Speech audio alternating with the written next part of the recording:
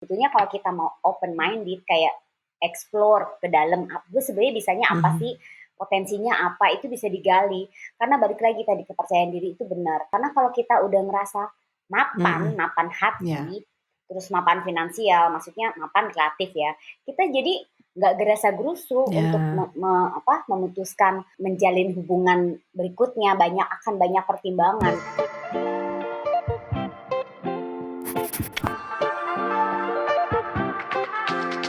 Welcome to the podcast, Kanti Andayani. Thank you. Tapi dia juga, Thank you for having ini me. temen wartawan dari kita zaman Pak Harto lengser ke Prabon.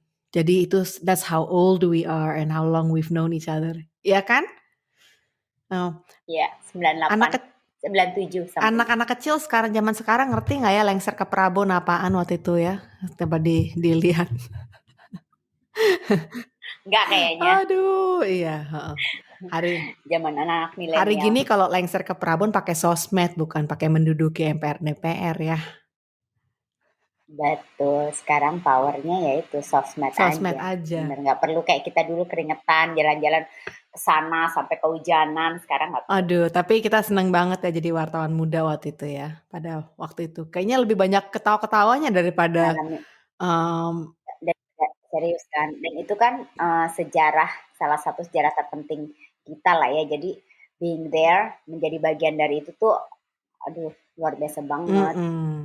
Dan Kanti ini temen lama yang kenal juga sama almarhum suamiku. Jadinya perjalanan kita menikah di tahun yang sama sebetulnya. Di tahun 2000 nih kita bahas waktu itu. Jadinya kita banyak historinya dan ya udahlah pokoknya kita udah punya kartu as Temen busuk lah. temen punya kartu as masing-masing ya sudahlah. Iya. Dan kartu asnya suka dibuka. Suka lupa pula ada yang lebih tahu details kan.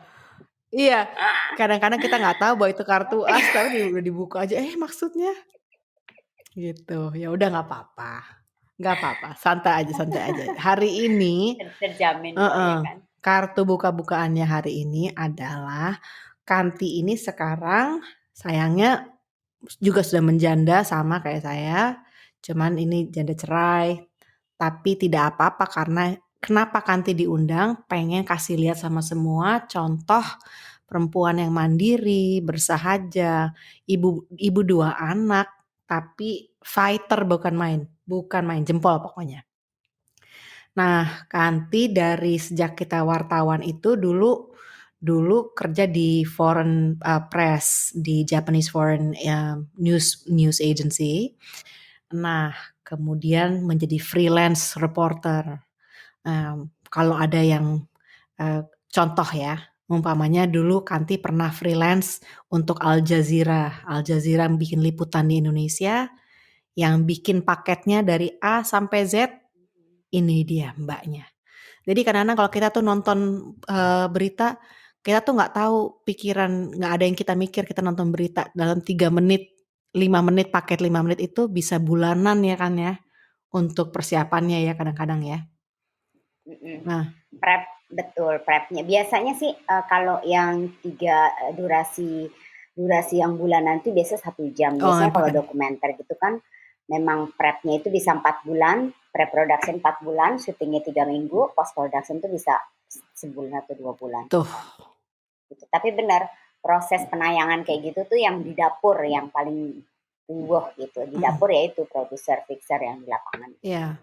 Dan ini freelancer yang harus turun ke lapangan juga, maksudnya yang harus ngikut ngeliput juga pas lagi productionnya. Jadi padahal ibu 2 anak tetap bisa mengatur waktu untuk bikin kerjaan dan juga ngurus rumah tangga dan ngurus anak-anak. Jadi banyak deh pokoknya macam-macam contoh perempuan berkarir, berkarya, terus maju terus. Tapi kemudian lambat laun lu semua pokoknya apa yang bisa dijadikan penghasilan uang lu kerjain. Lu juga punya license real estate. Betul, semua dikerjain. Aku juga pernah jadi properti, bukan pernah, sampai sekarang pun masih. Ini karena semuanya kan base-nya freelancing kan, jadi aku nggak terikat pada satu kayak perusahaan atau company gitu. Jadi dulu tuh di era jadi apa namanya, juga jadi property agent, itu kebanyakan kayaknya teman-teman sendiri, Hmm. "Tolong dong jualin, tolong dong sewain," gitu, "tolong dong cariin ini," gitu. Terus ya gitulah, jadi semua me yang menghasilkan uang pasti dikerjain selama itu halal. Ya. Dan sekarang mengenai hal yang bisa menghasilkan uang, Kanti ini ceritanya mau pindah negara nih dia. Jadi dia berpikir, kalau nanti dia pindah ke luar negeri, apa yang kira-kira saya bisa kerjakan menghasilkan uang? Dan kebetulan Kanti punya passion suka yoga. Jadi untuk, pas persiapan nanti pas di luar negeri, untuk menjadi mengajar guru yoga, sekarang Kanti ini sedang melalui training untuk mengajar yoga dan baru aja selesai, yoga teacher training 200 jam di Bali. Jadi itu juga luar biasa, maksudnya fighting spirit semua orang itu, musti ngelihat deh nih kalau contoh maju terus jangan jangan terpuruk, jangan sedih. Oke, jadinya sekarang mungkin lu cerita deh kali, kenapa lu berpikir untuk mau menjadi yoga teacher? Jadi kan, karena corona kemarin, beberapa production house itu ternyata cancel, nggak bisa datang kan karena perizinan, orang asing atau semua basically, wisatawan nggak bisa apapun, di Indonesia tidak mengeluarkan visa kecuali, eee, apa yang kayak PR, kayak kitas-kitab gitu. Jadi ada 4 project itu dibatalkan. Dan keinginan untuk ikut YTT, Yoga Teacher Training itu sebenarnya dari sudah lama. Tahun lalu tuh sebenarnya rencananya mau buatnya itu di India, di Rishikesh. Balik lagi karena ada corona nggak bisa kan. Dan kenapa tiba-tiba pengen yoga? Aku pikir kalau pindah ke Jerman, which is nanti 4 bulan lagi, kayaknya nggak bisa deh ngerjain kerjaan wartawan nomor satu. Kedua juga kayak udah nggak ada passion lagi di situ. Terus aku pikir kenapa nggak yoga ya, yang juga ngerjainnya seneng. Sama kayak waktu ngerjain jadi wartawan, you have passion. Jadi kan lebih menyenangkan, lebih bersemangat. Akhirnya cari informasi, ternyata di Bali ada. Mmm, Ya udah, nggak saking ditunggu kan.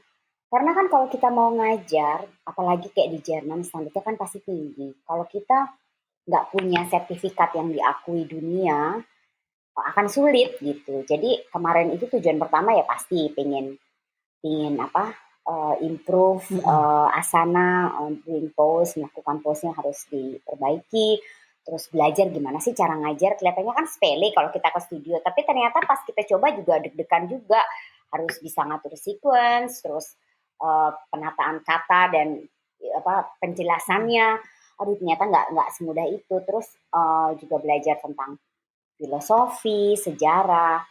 Tapi yang terpenting tuh kemarin justru pengalamannya di luar itu semua. Jadi maksudnya lebih ke soul searching gitu. Jadi banyak sekali pembelajaran-pembelajaran yang oh ternyata lebih dari hanya sekedar belajar jadi guru yoga. mmm. Seperti apa contohnya? Jadi misalnya kan apa ya? Jadi gini, waktu kita belajar itu kan dari Mmm, meditasi contohnya. Meditasi ternyata selama ini ya oke sih meditasi bisa, tapi nggak bisa yang sampai masuk ke dalam, nggak bisa yang sampai kusuk kalau kita yang muslim mmm, gitu, nggak bisa kusuk. Terus nggak dapet, selama itu ya meditasi aku pikir udah sempurna, bukan sempurna, aku pikir udah mmm, benar. Tapi ternyata kemarin itu udah mengalami pengalaman-pengalaman yang, oh my god, kayak kayak lagi kan ada satu, sebetulnya sih sebetulnya kelasnya itu lebih ke hatha dan vinyasa, tapi kita juga dikasih bonus kundalini, mhm, yin yoga, astanga gitu.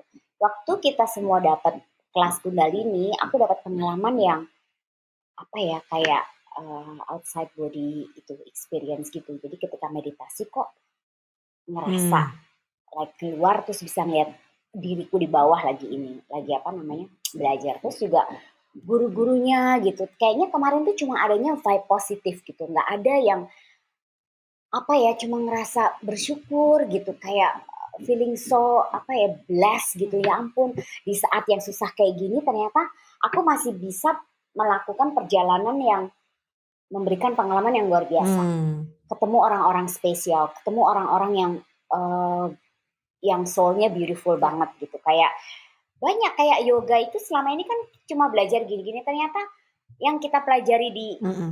di studio misalnya belum tentu pas di situ bisa, karena selama ini my alignment itu nggak benar gitu. Jadi kemarin itu improve my asanas gitu. Jadi tapi yang lebih mengena adalah pengalaman spiritual sih Hmm. kemarin, dan itu kayak jadi tools ke depannya gitu. Jadi hidup tuh kita kayaknya harus balance. Terus juga kalau melihat sesuatu dari kacamata kita sendiri kan selalu adanya selalu nggak puas, adanya selalu yang kenapa sih kenapa. Tapi kalau kita misalnya dari kacamata orang lain, tapi kalau kita misalnya going inward, kita jadi mikir sebetulnya kenapa outcome seperti itu, pasti kita reaksinya mungkin kurang tepat gitu. Jadi it was good, guru-gurunya amazing gitu.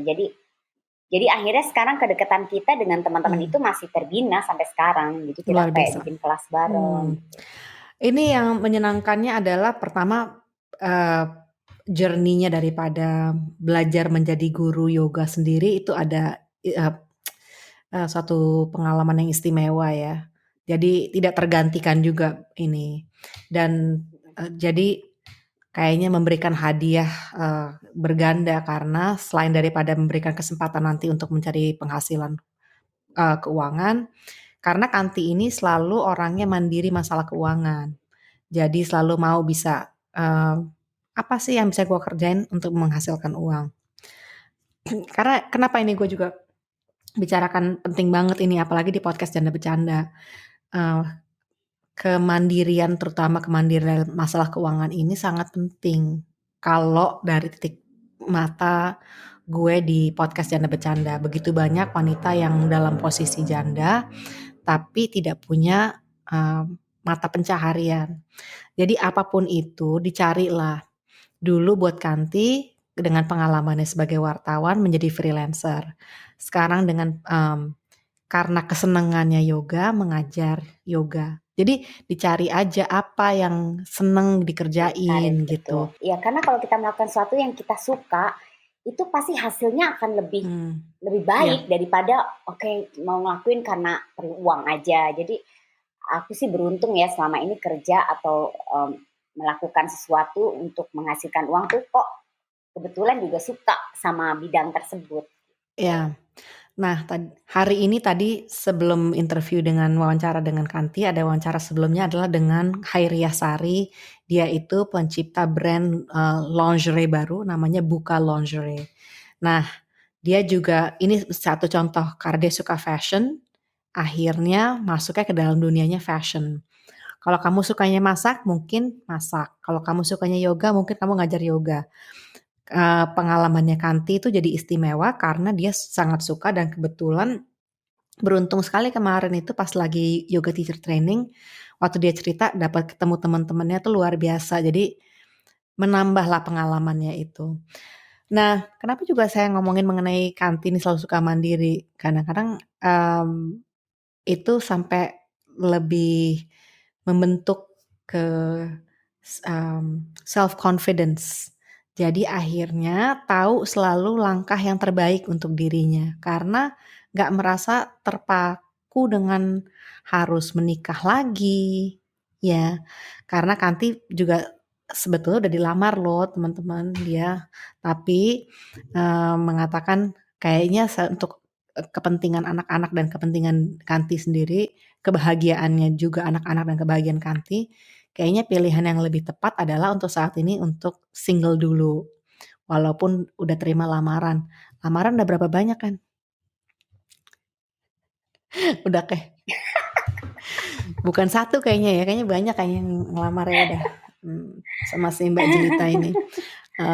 Tapi gue senang waktu itu gue inget, oh iya waktu itu pas gue inget liat WA-nya, Kanti ngomong gini, iya getting married is not a goal anymore. Kadang-kadang orang memang menjanda mungkin berpikir untuk menikah ulang itu sebagai goal. Tapi kadang-kadang harus percaya diri kayak Kanti nih. Kalau seandainya jawabannya maybe it's actually not a goal anymore, jangan dipaksain nikah ya. Iya nggak kan? Ya kan? Betul.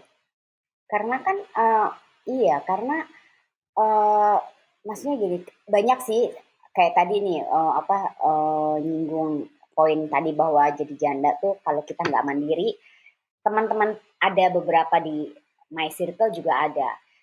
Karena dia nggak punya kemandirian finansial, kemandirian ekonomi, pasti langkah pertama yang dilakukan adalah mencari pasangan hidup, gitu kan. Nah, ini kayaknya bagus juga program ini untuk membuka mata para single parents atau single women gitu, bahwa nggak selesai situ aja hidup kita walaupun kita gagal dalam pernikahan. Sebetulnya kalau kita mau open minded kayak explore ke dalam, gue sebenarnya bisanya apa Mhm. sih, potensinya apa, itu bisa digali.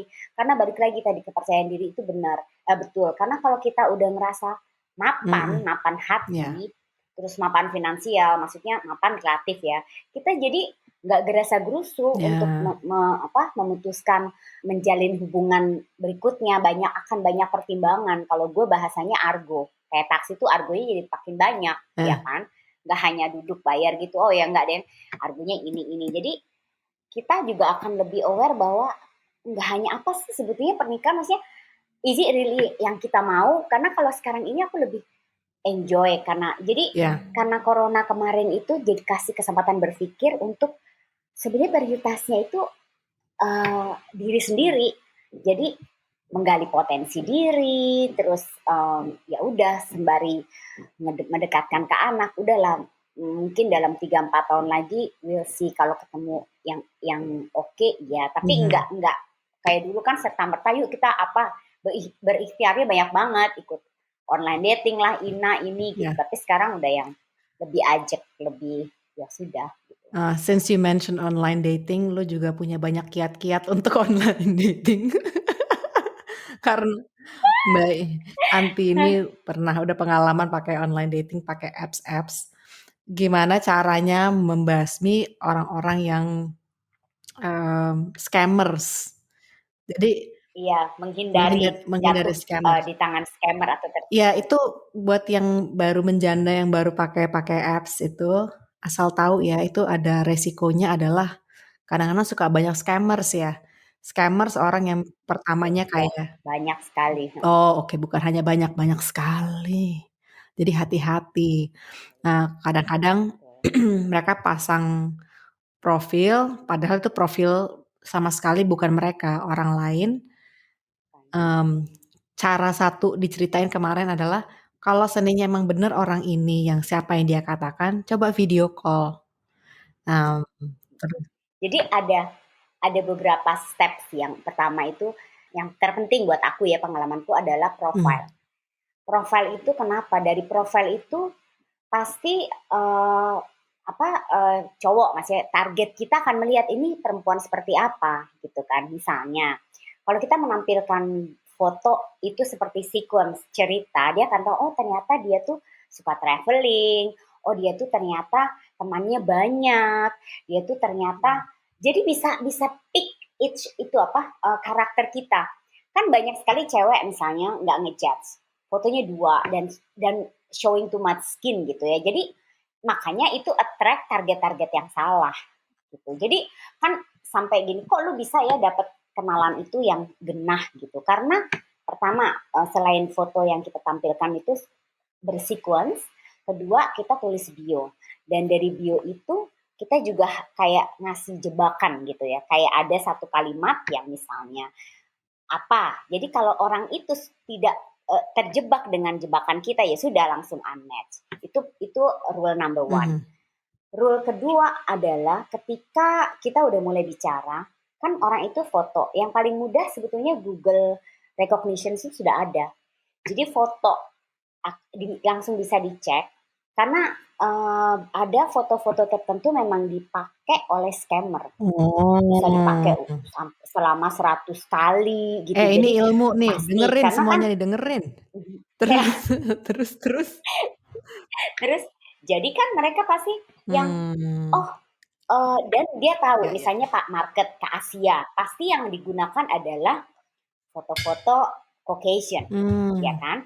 Nah, setelah itu, tahu, misal pun, belum sempat gitu, misalnya atau dulunya nggak tahu ada, recognition, yang paling gampang lagi adalah ketika chatting kita minta video call. Karena nggak mungkin hari gini, telepon termurah pun ada kameranya kan, untuk verifikasi mukanya sama nggak dengan yang di profil kan.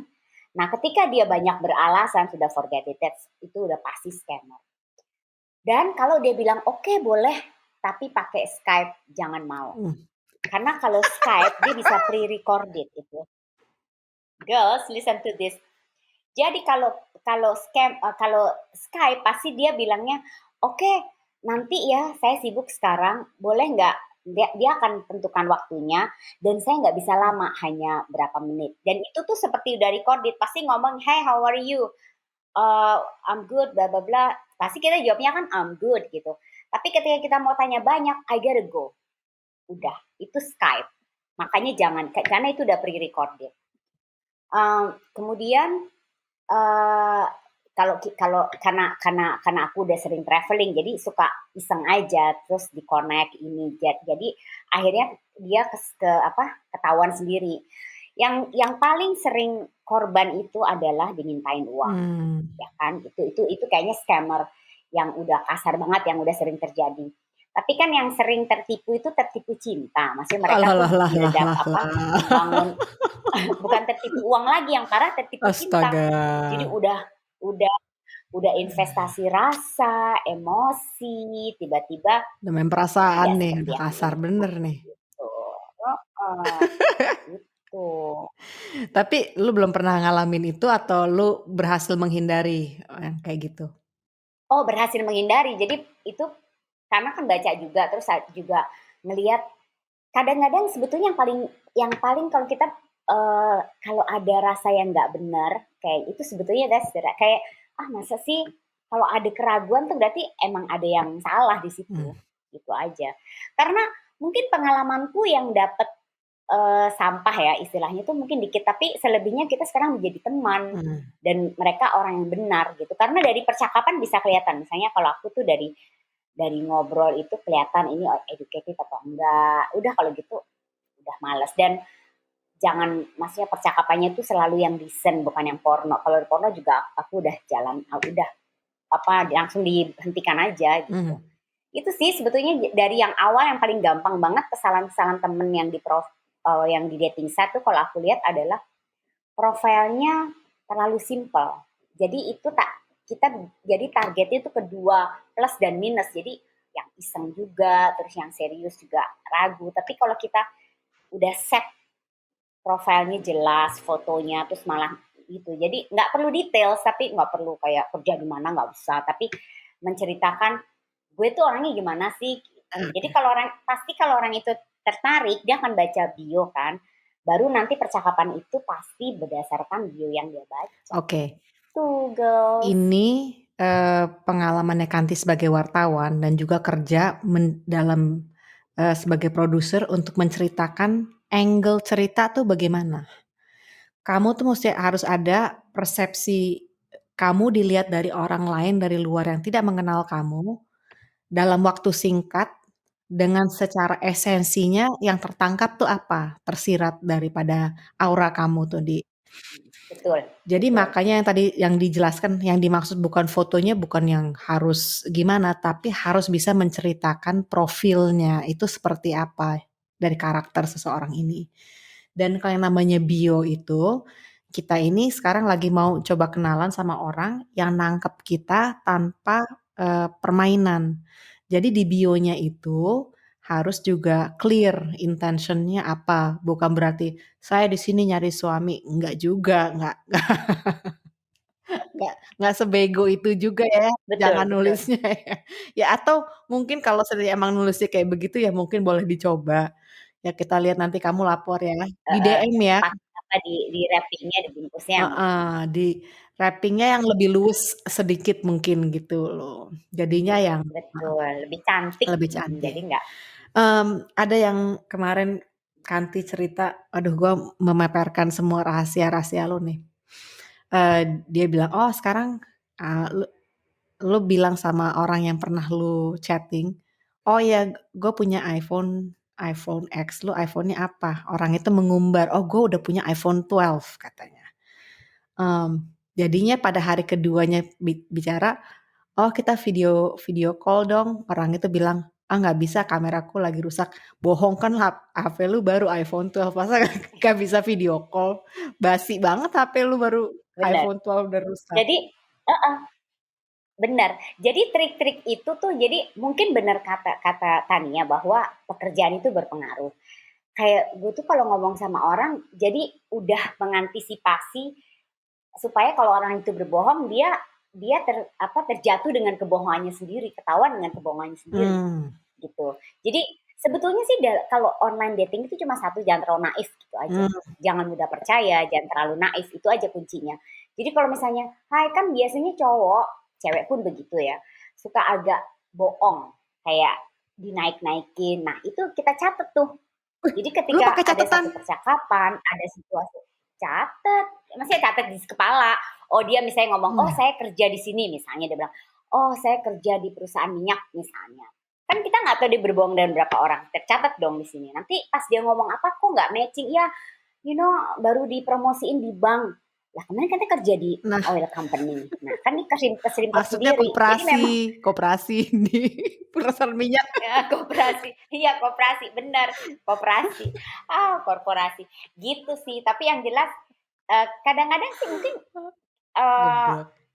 lama-lama sih, bukan lama-lama terbiasa ya, karena aku juga di dating site ya lumayan udah dari apa ya 2014 sempat di Tinder misalnya berapa lama terus keluar gitu. Jadi kalau udah dapat kenalan yang oke udah keluar gitu. Dan kita juga kalau aku boleh kasih saran sih, nggak tahu yang terbaru ya. Kalau dulu tuh Bumble itu lebih kasih power ke perempuan kan, kita yang memilih gitu loh. Makanya aku lebih prefer Bumble sih. Tapi sekarang kayaknya juga balik lagi nggak ada garansi sih mana yang lebih akurat, mana yang lebih proper. Kayaknya balik lagi pakemnya ya itu. Balik lagi aku bilang bagaimana kita presenting ourselves gitu di situ. Itu aja kayaknya mau kita di kelas yang gimana, kalau salah presentasi targetnya pasti nggak dapet. Ya. Ini pokoknya ilmu yang belum pernah dibahas nih di Janda Bercanda. Karena kita ngomongin, kalau di Janda Bercanda ngomongin mengenai dating after divorce, itu hanya masalah pertama kesiapan mental dulu. Jangan nyemplung ke udah main download aplikasi kayak gini, tapi sebetulnya lu belum siap untuk ketemu orang lagi, ngobrol. Itu dibenahin dulu. Betul. Kalau itu udah Betul. beres, baru download aplikasi. Kalau udah download Betul. aplikasi, Percaya udah download aplikasi jangan lupa ilmu-ilmu ini. Ini nggak ada yang ngajarin nanti, diterapkan, benar. nggak ada yang ngajarin. Soalnya benar, ketika kita perasaan belum beres ya, maksudnya masih kacau. Terus nanti tuh kalau kita kecemplung situ nanti dapetnya itu malah kita bisa dimanfaatkan orang, karena kan emotionally kita belum stabil kan. Jadi belum ajek gitu loh, hati tuh belum ajek. Jadi akan malah nanti, maaf ya, dapetnya sampah. Karena mereka tuh kan aku pernah ngobrol juga sama cowok. Jadi mereka tuh juga sebenarnya sih sama 11-12, mereka tujuan sign up itu untuk apa? Kan nggak semuanya tujuannya murni mencari pasangan. Ada yang iseng-iseng, ada yang untuk bohong apalah. Jadi dia bilang, jadi dalam keperempuan nih dia bisa lihat yang misalnya desperate. Itu makanya dari kalau kita belum ajak tuh nggak tahu kenapa aura, entah dari cara kita berinteraksi, cara kita menampilkan diri kita itu udah tersirat jelas kita desperate. Nah itu menjadi kayak korban empuk, target empuk buat pria-pria. Gitu. Makanya aku setuju sama Tania. Jadi sebaiknya sebelum kita join itu mendingan kita ajekin dulu hati. Maksudnya disembuhkan dulu supaya malah jangan sampai nanti cuma berdarah-darah kan, salah ketemu orang. Aduh, Ya Allah, oh udah kayak gitu, itu baru namanya udah jatuh ketiban tangga itu baru, kalau kayak gitu. Itu ketiban tangga, bener. Sebetulnya sih kayaknya singkat aja itu karena, pesannya padat ya, bahwa kita harus Iya, mempercayai diri kita sendiri dan being gentle with ourselves, terus belajar dan kalau seandainya udah, lu kesalahan terbesar lu apa sih yang lu kalau lu bisa ngeliat ke belakang nih, yang gua nggak mau ulang lagi, sekarang I eee, know better apa? betul. Apa, Apapun juga, hubungannya dengan divorce apa atau aja yang apapun? kalau menurut lu kayaknya itu Eee, pelajaran terbesar gue nih? iya, 2, 2, ini my personal ini ya, ada regret adalah sombong. Mmm, Aku sombong banget, sombong dalam arti gini, ketika memutuskan perceraian itu rasa sombongku besar sekali, oh gitu, gitu loh. Jadi bener, karena, gue udah kerja, gue penghasilan gue bagus, mmm, gue nggak mmm, jelek, and maksudnya gue bisa melayani pasangan gue. Terus ketika tahu aku ada kesalahan di pasangan itu dan kesalahan itu sudah kita bicarakan sebelum kita menikah, nggak ada second chance gitu. Karena apa? Karena aku sombong. mmm, Harusnya kalau kita mau lebih hatinya lembut, lebih setiap orang pernah membuat kesalahan. Harusnya give them a second chance gitu kan. Itu satu kesombongan. Kedua, mmm, ketika kita melakukan apa ya, eee, terlalu banyak minta pendapat orang. Jadi 2 itu ya. Jadi oke, kayaknya boleh minta pendapat, tapi kayak kadang-kadang kan kalau kita misalnya ngomong sama orang yang salah gitu, oke, apa, nanti advice-nya akan not necessarily bagus buat kita, mungkin bagus buat dia. Jadi pelajaran kedepannya ya aku kalau misalnya ada masalah ya udah browsing sendiri atau ngobrol sama orang tanpa bermaksud, gue ada masalah apa ya gitu. 2 itu aja sih. Dan aku sekarang akan nggak sombong. Dan untuk ini hubungannya sombong dengan pasangan ya, maksudnya hubungan percintaan. mmm, Jadi jangan kayak sok kecakepan gitu, gitu. Terus jangan gitulah. Maksudnya mungkin kalau dulu itu nggak terlalu keras hatinya gitu ya, mungkin masih bisa diperbaiki karena sebenarnya kesalahannya kan nggak yang fatal atau apa, tapi itu karena aku sombong. Itu sih mmm. 2 hal itu sih, sombong sama jangan jangan mudah apa ya, jangan bukan apa ya, jangan mengumbar masalah kepada orang yang salah atau misalnya minta pendapat pada orang yang salah. Ya, 2 itu Emang sih. lu dinasehatin apa sama orang itu? Enggak, misalnya bukan ini sih, mungkin bukan nasihat eee, hang out dengan orang yang salah. Gimana ya ngomong? Jadi misalnya waktu waktu gue lagi perkawinan lagi parah gitu kan harusnya ya gue ngobrol sama temen yang juga divorce, yang juga dia juga nggak terlalu udah gini-gini. Jadi kayak dikomporin sih sebetulnya Jadi suasana gitu. makin Jadi panas coba ya? kalau waktu itu diem aja, diem Mmm, aja atau menenangkan diri sambil apa keputus enggak, aku sih nggak menyesali it's already done deal, tapi untuk kedepannya kalau masalah mengalami apa ya masalah-masalah yang sifatnya kritikal atau hubungannya dengan hidup, gue mendingan diem dulu atau gue jurnal, tulis gitu. Nanti pas udah tenang baca lagi, oh kayaknya kayaknya sebaiknya begini deh penyelesaiannya gitu. Daripada kita misalnya ngobrol, nggak nyalain mereka juga. Namanya teman kan pasti pingin yang terbaik, tapi kan belum tentu iya, saran itu sebenarnya yang terbaik buat kita. oke. Oke, ini gue sedikit agak, hati-hati di sini karena kadang-kadang juga banyak orang perempuan yang mendengarkan Janda Bercanda Podcast itu, mereka nggak punya tempat untuk mengadu kadang-kadang. Dan memang betul harus hati-hati siapa yang kita pilih untuk mempercayai rahasia kita, masalah-masalah kita itu penting memang untuk dipikirkan dulu siapa nih yang kita mau ceritakan. Tapi Iya, bukan dan bagus tadi, ngomong mengenai di jurnal dulu, tapi bukan berarti tidak ada ruang untuk mempercayakan orang lain, karena itu yang satu hal yang banyak berat itu itu harusnya. berat memang, tapi, mmm, masalah trust untuk janda itu sangat komoditas yang sangat langka. Karena trusting itu untuk bisa mempercayai diri sendiri, mempercayai sahabat, mempercayai keluarga, itu sudah ada luka di situ.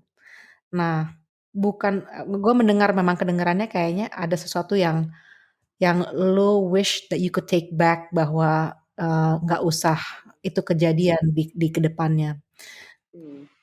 Tapi bukan berarti lo nggak bisa mempercayai lagi ke depan.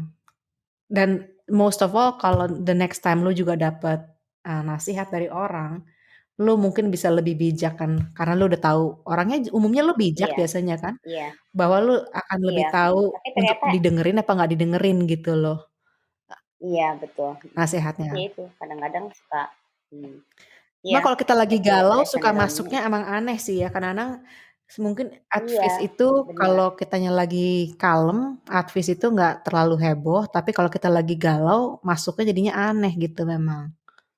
Iya, sebetulnya waktu itu saran apa advice ada dua kan. Tapi ya itu karena kesombongan gue tuh dominan. Jadi gue ambil yang saran yang teman-teman itu gitu kan. Makanya poinnya adalah sombong itu. Karena gue sombong, ah gue begini, gue begitu. Tapi what's the best thing about Padahal being a juga, janda? first of all, I don't take BS anymore. Nggak perlu tanya-tanya. Dan nggak tahu ya, kan gue sebetulnya orangnya juga kayak teman sendiri bilang, kok lu nggak bete ya sendirian gitu. Enggak, justru gue merasa ini kebebasan bukan yang negatif ya, tapi lu bisa ngapa-ngapain, lu nggak perlu kayak ngurus laki gitu. Terus yang you run the household yourself. Mm-mm. Nggak tahu ya, terus kayak kita bisa melakukan banyak hal yang kalau dulu bukannya nggak bisa, tapi kan ada pertimbangan karena kita ada pasangan kan. Kalau sekarang kan ya udah cuma tinggal koordinasi jadwal sama mantan, udah habis itu aku bisa lakuin apa yang aku mau gitu sih. Hmm. Terus bisa lebih explore potensi-potensi lagi karena sekarang kan ya udah you taking care of yourself gitu. Terus ya jadi positifnya itu jadi lebih banyak waktu, lebih banyak ruang untuk eksplorasi diri sama menggali potensi diri gitu. Oke, that's wonderful. Dan itu belum gue sebut tadi bahwa Kanti dengan mantan suaminya itu co-parenting tuh sangat bagus. Jadi koordinasi untuk masalah ngurus anak mereka itu Alhamdulillah. sangat kompak. Jadi nggak ada itu yang mungkin nggak kasusnya dalam semua perceraian, tapi kalau dalam kasusnya Kanti dengan mantan, kalau masalah anak mereka nomor satu dulu. Anak dulu nomor satu, mereka kompak. Kalau di luar itu ya mereka bisa jalan masing-masing sendiri.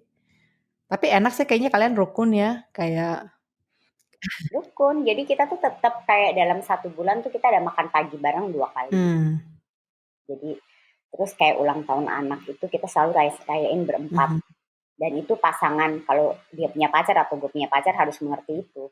Karena kan anak juga nggak akan selamanya mau rayain sama kita setelah 17-an juga mungkin nggak mau lagi. Jadi poinnya gini, apa eh, gue sama mantan itu kita komitmennya adalah menjaga apa kesejahteraan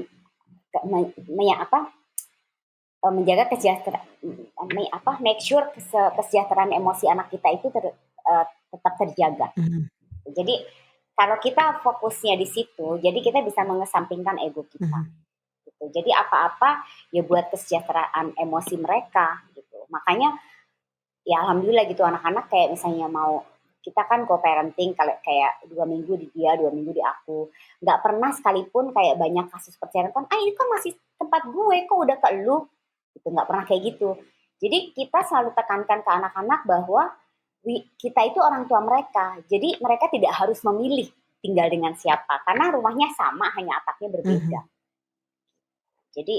jadi makanya mereka nggak ada ngerasa, aduh hari kan sekarang jatahnya di tempat bunda berarti nggak bisa ke ayah. Nggak apa-apa. Jadi kadang-kadang jatahnya di tempatnya my ex itu dia tiba-tiba anak-anak pengen ke aku, ya nggak apa-apa dia, ya udah it's okay, lu bisa tinggal sama ibu lu gitu. Jadi anak-anak nggak ada rasa bersalah, nggak ada rasa dia harus memilih. Itu kan kadang-kadang akibat perceraian itu anak-anak korban kayak harus kayak terbebani, aduh nanti begini ibuku gimana ya, ayahku gimana ya gitu. Tapi kalau dari ini sih berat, memang benar ini butuh kedewasaan yang luar biasa. mhm.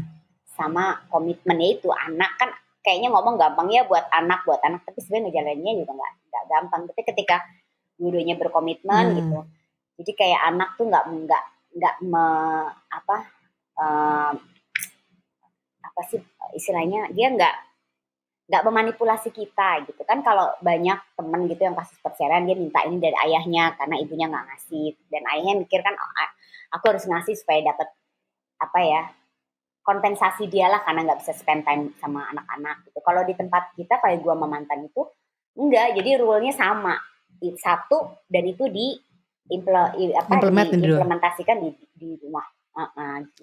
Ya. Nah, ini banyak nih catatan-catatan nih dari freelancing, dari dating online sampai co-parenting ya. Dicatat Co-parenting. semua. Catat semua. Karena ini semua mutiara hikmah semua ini ya. Jadi terusnya kalau lu untuk tempat lu menuahkan kalau seandainya lu lagi ada kekesalan atau kesedihan, gimana caranya buat lu? Gue journaling, Oh, gue nulis. oke. Bagus sekali. Dan itu sangat membantu ternyata. Ya itu selama corona, karena kan juga waktu kemarin-kemarin kan pertama ketemu ya paling bisa telepon. Tapi kan kalau telepon atau kita ya maksudnya kayak catching up sama teman, kita kan nggak tahu dia moodnya juga lagi gimana. Secara itu corona itu pasti semua punya beban sendiri-sendiri. Jadi ya udahlah. Kadang-kadang kita cuma pengen kayak buang sampah aja, kayak muntah aja kan, ya udah dijurnalin. Dan akhirnya dengan baca itu kita mau ketawa, ya ampun masalahnya receh banget sih gitu. Untung gua nggak ngomong sama si A gitu kan, gitu kayak gitu. Jadi ya sekarang udah setiap hari itu sebelum tidur atau pagi dan sebelum tidur. Oke. Jadi udah, jadi lumayan, jadi kayak eh, apa jadi agak ringan. Dan itu ketika ada masalah kan kita nggak perlu harus menyelesaikan saat itu. Jadi mungkin beberapa hari pas pikiran udah dingin, baca itu, oh ternyata mungkin sebaiknya kayak gini, sebaiknya begini gitu. Walaupun ada lu, karena gue curhat juga gitu. Gitu. Tapi lu nggak pernah nyampah juga sih kayaknya kan? Nggak pernah, Ya. nggak pernah. Kita lucu-lucuan aja ya. Oh, iya. Kita nggak pernah nyampah kok. Kita ngegosipin diri sendiri sering sih. Iya, itu mulai sehat begitu. Nggak gosipin orang. Gosipin orang, gosipin diri sendiri. Ya ampun, jarang-jarang ketemu, tapi kalau ketemu ketawanya bisa 2-3 jam melayang kayak cuma 15 menit. Iya, Um, sehat.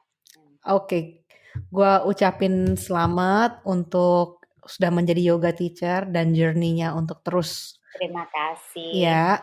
Thank Mungkin you. nanti lo bisa kasih tahu ke gue untuk di mana kalau seandainya ada yang tertarik untuk belajar menjadi yoga teacher supaya itu jadi resource. Karena salah satunya daripada di Boleh, boleh. ya, Itu highly highly recommended, namanya House of Om Bali. House of Om Bali. Oke, ntar gue include di link. Highly recommended. Jadi dia materi semuanya ya.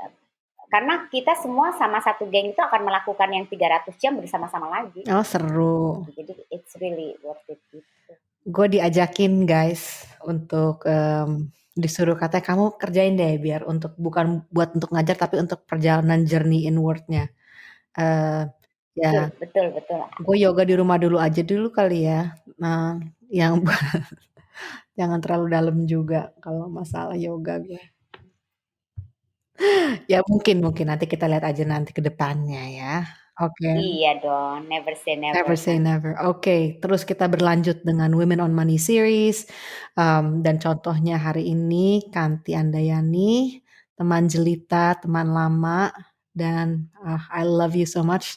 Take care nanti ya. I love you too. Kita di Jerman, kamu di Jerman, kita Catching up again. ya. Semoga kita sempat ketemuan lagi ya sebelum lu berangkat, dan semoga coronanya habis supaya kita bisa traveling ketemu di mana aja di dunia. Amin, amin. Amin ya rabbal alamin. Oke, thank you Kanti. Amin ya rabbal alamin. Oke, thank you sayang. Have a great day. Terus all the best ya. Sukses. Amin, amin.